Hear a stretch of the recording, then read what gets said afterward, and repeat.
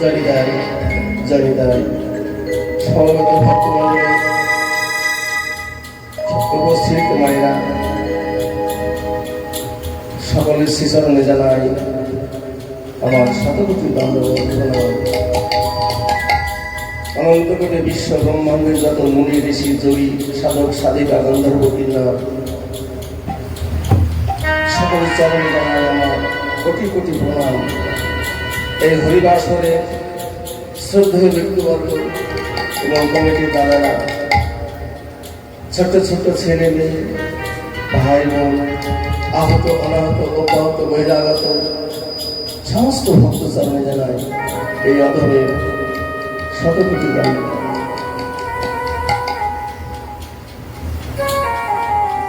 আজকে এই সুপ্রভাতে শুভারম্ভ হতে চলেছে আমার গৌর গোবিন্দের অমৃতময় লীলা কথা। শুভ দিনে, শুভক্ষণে, শুভ পরিণয়ে আমরা শুভারম্ভ করতে চলেছি বা করছি গৌর গোবিন্দের লীলা কথা।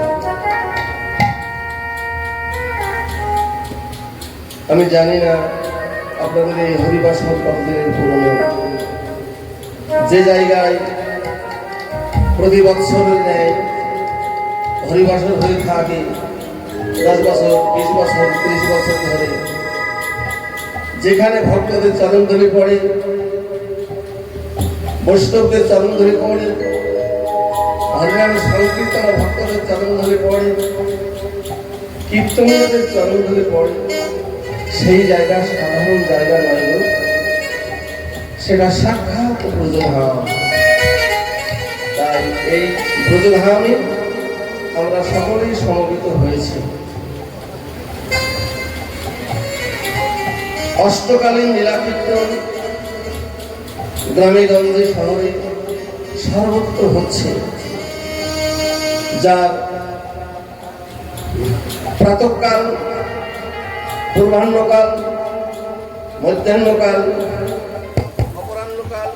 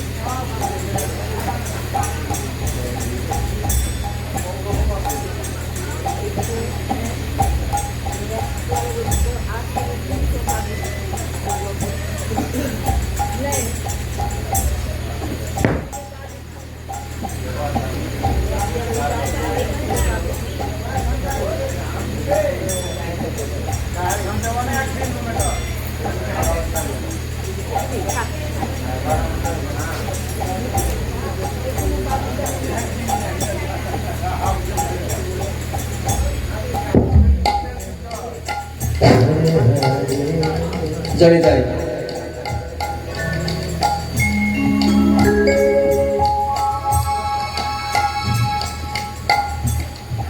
হরে কৃষ্ণ।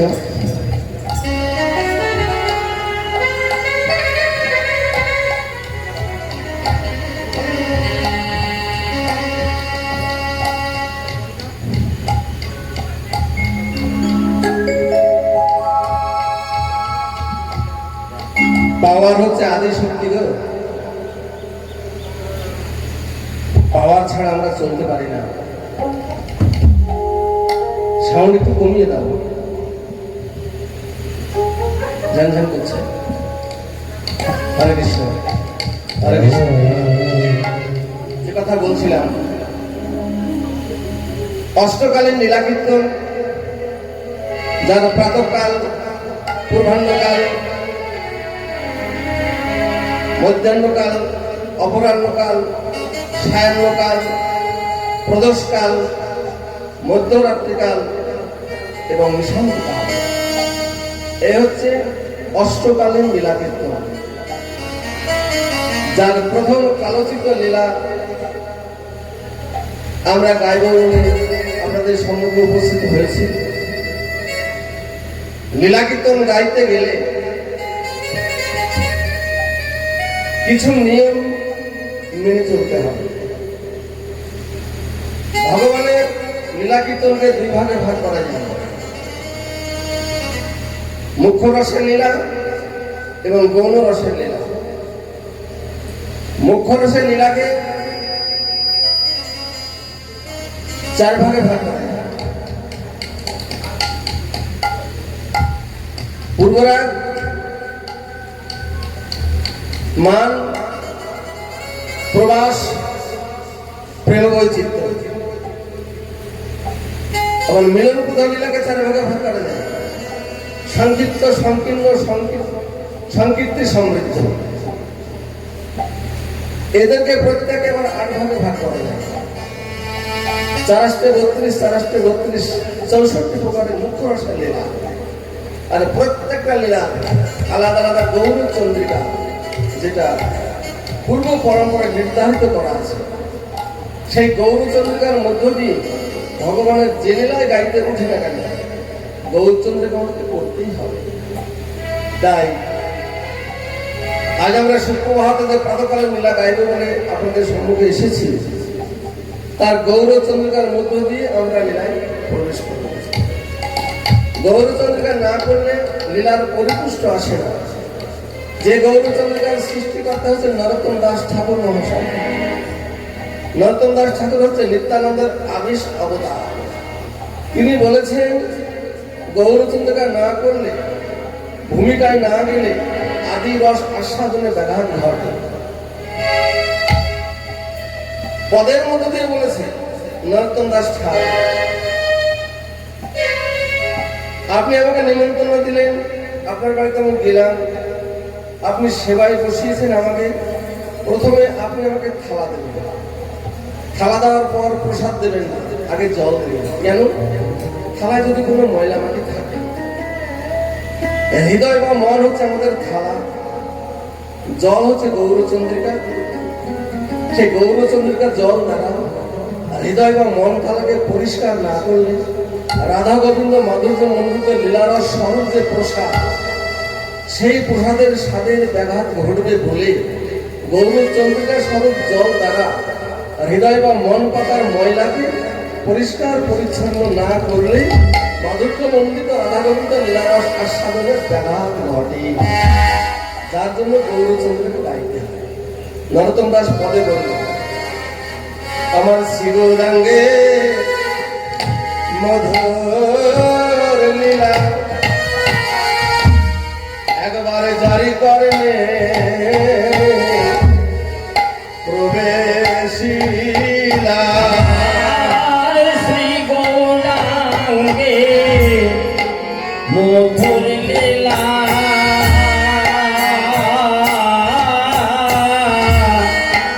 যার করলে প্রবেশিলা। তার হৃদয় মল ভেদ আমি গো যেন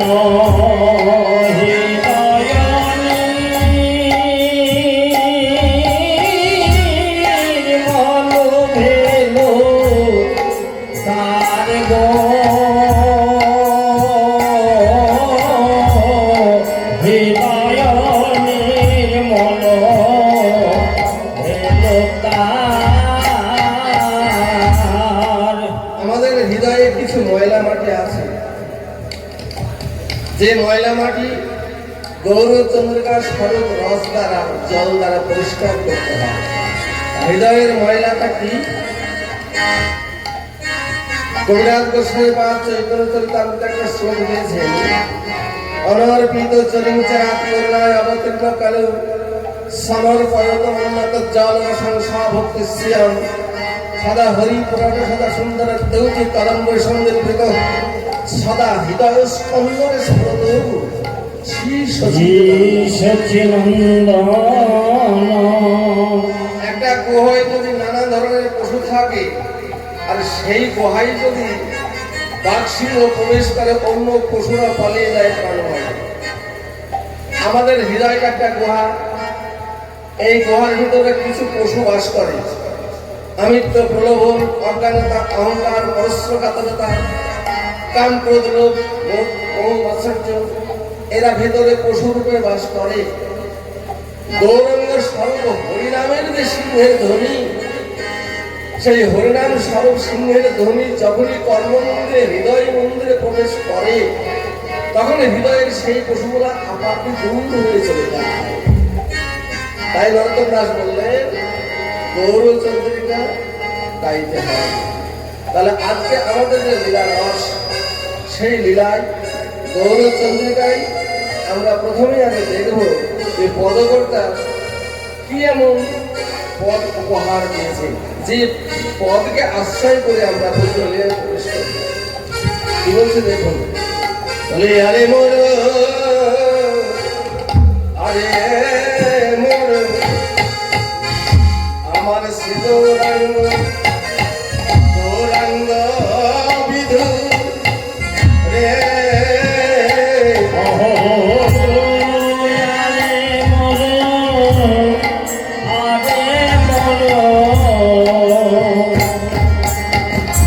আমার গৌরাঙ্গ বিধুরে।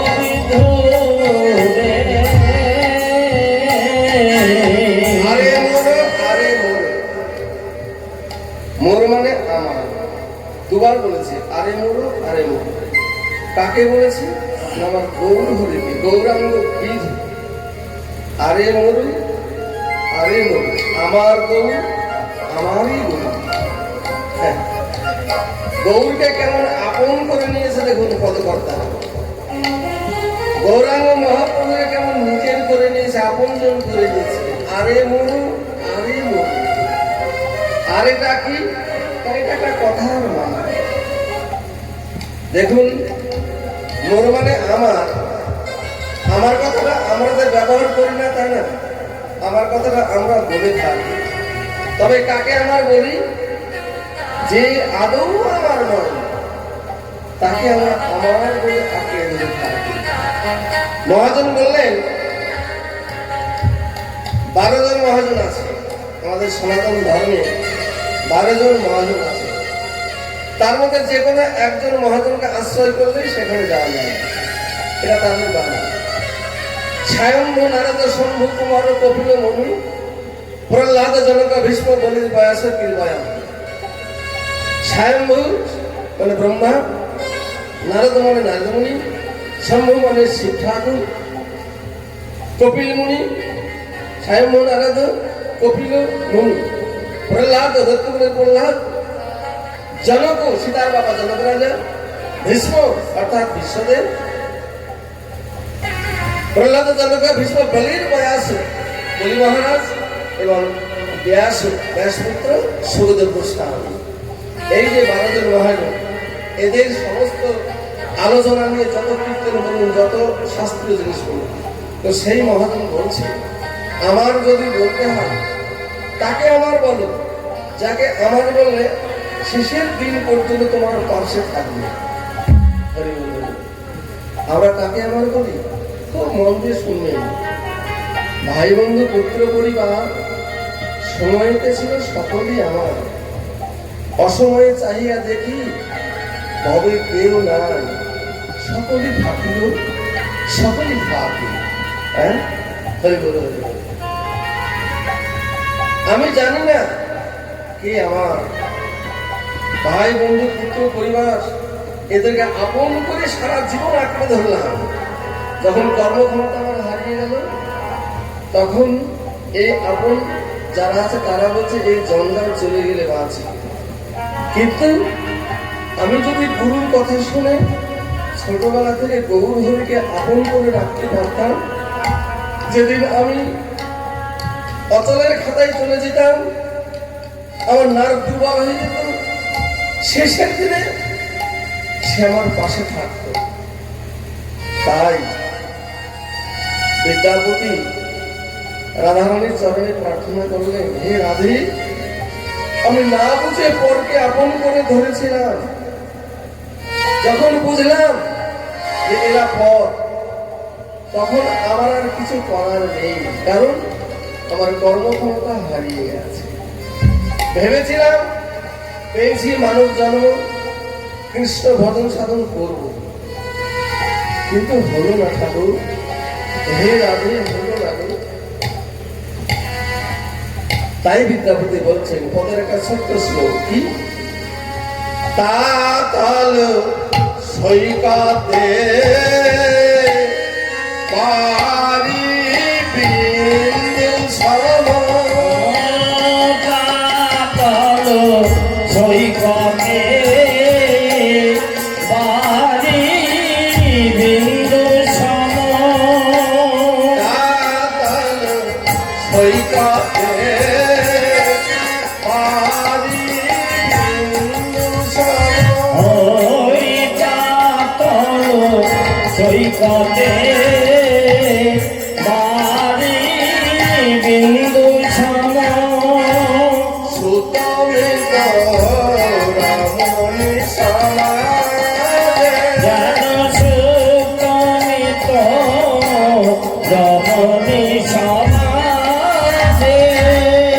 হে রাধে, তাতাল সৈকত, সৈকত মানে বালিচর, উত্তপ্ত বালিচরের বুকে এক বিন্দু জল যেমন টিকে থাকা কঠিন, ঠিক তেমনি এই সংসার মরুভূমির বুকে আমি বেঁচে আছি মানে আমার আত্মা যে আছে, প্রচুর পাতায় যেমন এক বিন্দু জল টলটলায়মান, ঠিক তেমনি আমার হৃদয় স্বরূপ প্রচুর পাতার উপরে এক বিন্দু জল স্বরূপ প্রাণ যে বেঁচে আছে, এটা তোমার অশেষ বিশেষ কৃপা করুণা।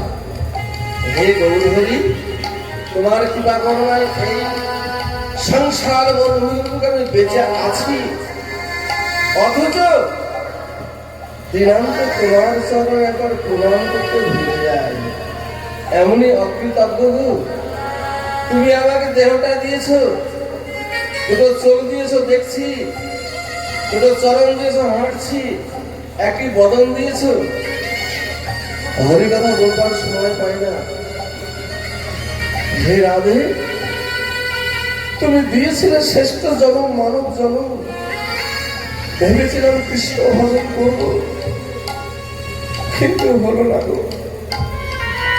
যাদেরকে আপন করে সারা জীবন কাটালাম, তারা আমার আপন নয়।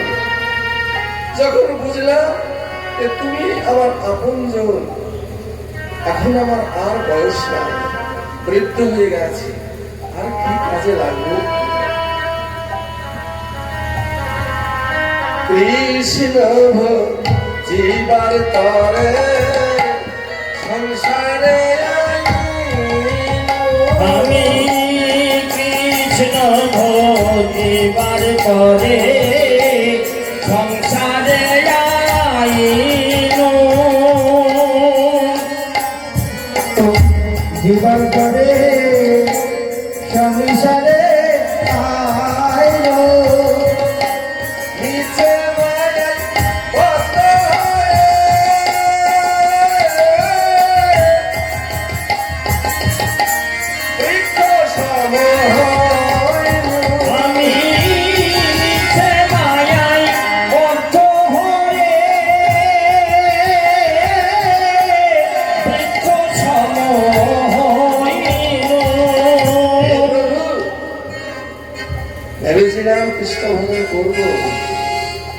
কিন্তু সংসারের মায়া জালে আবদ্ধ হয়ে আমি ভুলে গেছি পেয়েছিলাম মানব জন্ম।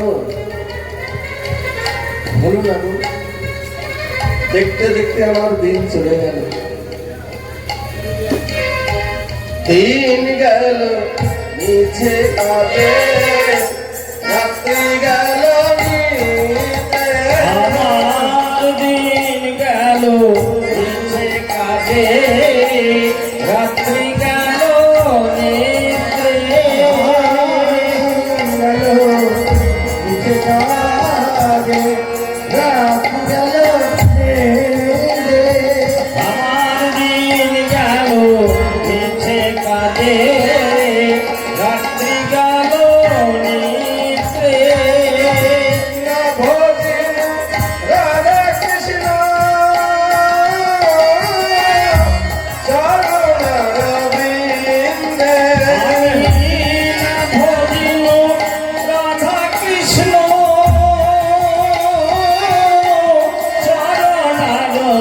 চরণারবিন্দে। কৃষ্ণ ভজন হলো না গো, আমার কৃষ্ণ ভজন হলো না গো।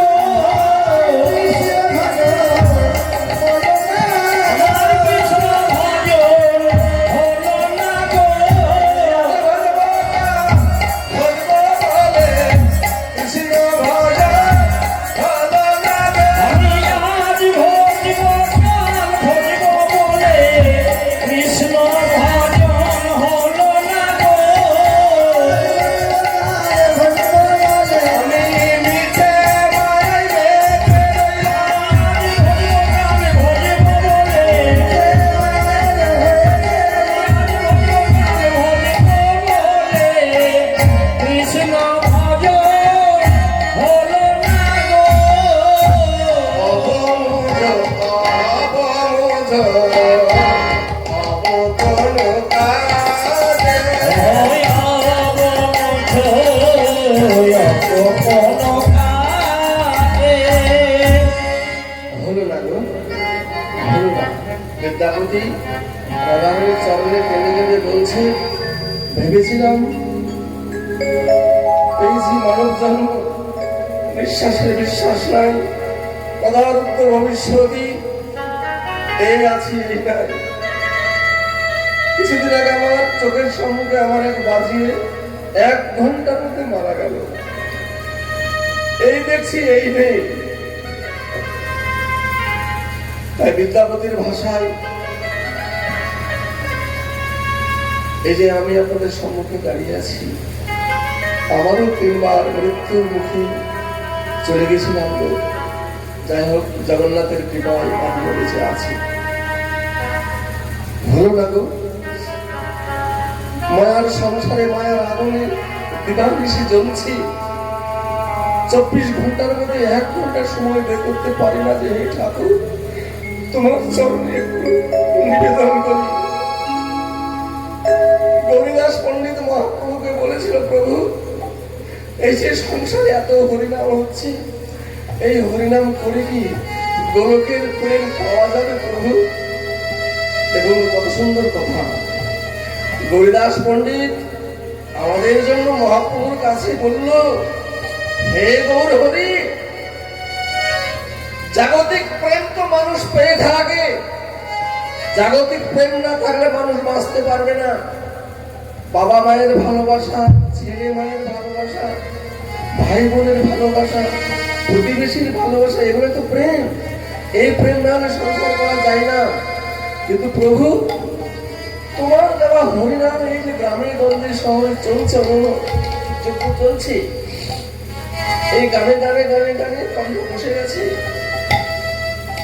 তো প্রভু তুমি বলে দাও, এই যে ওদের যে হরিনাম করছে এরা কি গোলকের প্রেম পাবে? মহাপ্রভু হরিদাসকে বলেন, হরিদাস হরিনাম যজ্ঞে যজ্ঞ করবে, কিন্তু কিছু নিয়ম আছে, সেই নিয়মের বহির্ভূত হলে হবে না। কবিরাজ গোস্বামী কলম দিলেন, একবার রাম নামে যত পাপ হয় কৃষ্ণ নাম তুমি লহ বহুবার, তাই যদি নাহি জানে প্রেম সুধা, তাহাতে জানিবে আছে অপরাধ প্রচুর, যাহা হইতে কৃষ্ণ প্রেমের না হয় অঙ্ক। হরিনাম করতে করতে যদি হৃদয়ে চৈতন্য না জাগে, সঞ্চিত জল নয়নের জল রূপে হরিসভায় না পড়ে, সে হরিনাম করো না। আমার গুরুদেব বলতেন প্রহ্লাদ, হরিনাম করতে উঠে হরিসভায় যদি দুটা চোখের জল না পড়ে, সেই হরিসভার শুদ্ধ হয় না। আর সেই হরিনাম করো না। ঠাকুরের গুণগান করতে এসে তামসিকতা, কষ্ট লাগে গো, কষ্ট লাগে। হরিনাম শুনতে এসে ভক্তরা পালিয়ে যায় দূরে, থাকতে না পারে, বক্সের আওয়াজে হৃদয় বিদরিত হয়ে যায়। এ তো প্রেমের জিনিস, এ তো ভালোবাসার জিনিস, এ তো জোর করে হয় না। জোর করে আপনার কাছে 2 টাকা কেড়ে নিতে পারে, আমি রাস্তায় জোর করে আপনাকে 2 প্রহার মেরে দিতে পারি, কিন্তু প্রেম জোর করে পাওয়া যায় না। হরিবোল হরিবোল। তাই গরিদাস পণ্ডিত মহাপ্রভু যখন এই কথা বললেন, মহাপ্রভু বললেন, শুনো গরিদাস, জাগতিক সুখ মানুষ পাচ্ছে, গোলকের প্রেম ধন পাবে যদি একটু নিয়মের মধ্যে থাকে। সংসারে বসে থেকে গোলকের সুখ অনুভব করা যায় যদি দৈনন্দিন পয়সা রোজগার হয়, যদি ছেলেমেয়েরা বাবার কথা মতো কাজ করে, আর স্বামী স্ত্রীর মধ্যে যদি মিল থাকে, সেই সংসারে কোনোদিন নরক নেমে আসবে না, ওইখানে স্বর্গের বাস। আর হরিনাম বলছে 4টে উপায়ে গোলকের প্রেম পাওয়া যায়। কি কি? একটা শ্লোকের মধ্যে দিয়ে গৌরীদাসকে মহাপ্রভু বললেন, কিশোর ত্রিনাদপি শুনিছেন তরুরবি সহিষ্ণ না, অমানেন মানদেন কীর্তনিয়া সদা। একটা ঘাস, তার উপরে মারিয়ে দাও, সে প্রতিবাদ করতে জানে না, তথাপি তোমাকে অক্সিজেন দিয়ে